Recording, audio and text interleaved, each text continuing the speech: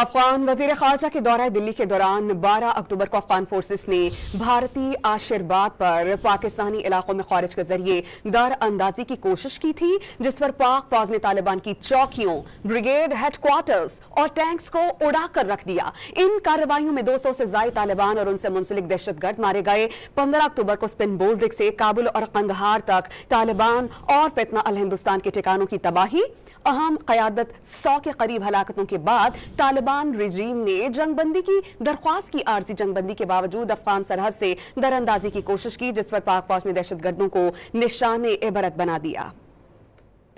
12 اکتوبر کو افغان وزیر خارجہ کے دورہ دہلی کے دوران افغان فورسز نے بھارتی آشیرواد پر پاکستانی علاقوں میں بلا اشتعال فائرنگ کی اور خوارج کے ذریعے در اندازی کی کوشش کی تھی، جس پر پاک فوج نے طالبان کی چیک پوسٹیں، بریگیڈ ہیڈ کوارٹر اور ٹینکس اڑا کر انہیں بھاری نقصانات سے دوچار کیا تھا۔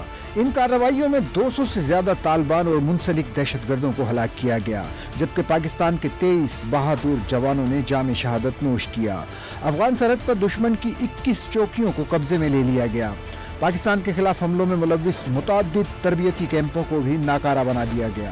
15 اکتوبر کو سپن بولدک سے کابل اور قندھار تک طالبان اور فتنۃ الہندوستان کے ٹھکانوں کی تباہی، اہم قیادت سمیت 100 کے قریب ہلاکتوں کے بعد طالبان رجیم نے جنگ بندی کی درخواست کر دی۔ پاکستان نے 2 دن کے لیے عارضی سیز فائر کا اعلان کیا۔ عارضی جنگ بندی کے دوران افغان سرحد سے در اندازی کی کوشش کی گئی۔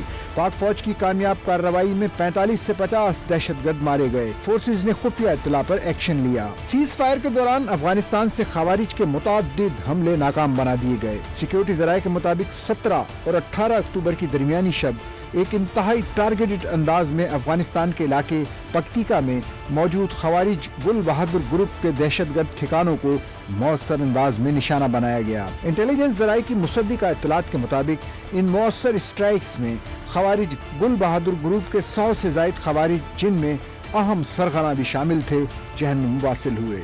سیکیورٹی حکام کے مطابق خوارج گل بہادر گروپ پاکستان میں دہشت گردی کی بڑی اور متعدد وارداتوں میں ملوث ہے۔